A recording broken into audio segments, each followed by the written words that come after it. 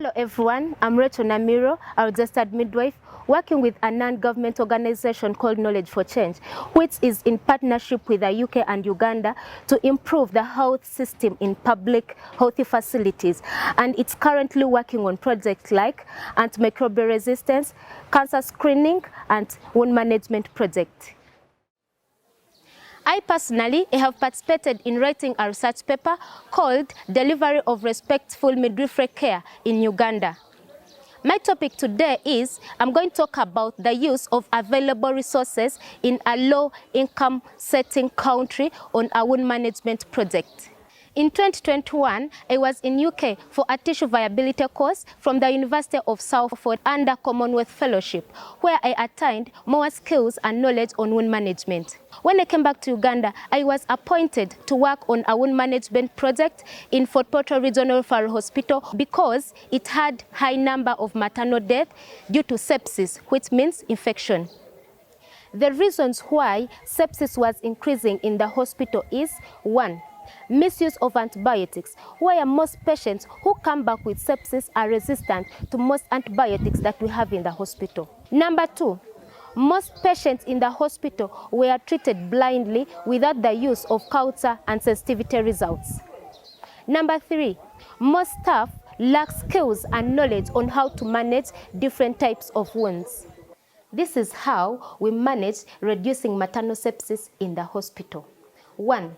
We extended the project to other departments that manage wounds like pediatric ward and surgical ward.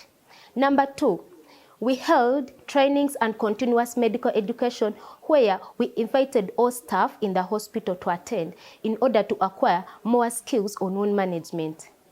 Number 3, I formed a sepsis team on the ward that contains all cadres: a gynecologist, a doctor, an intern doctor, a pharmacist, a lab technician, and a nurse to oversee the complicated septic cases on the ward, thus reducing maternal sepsis.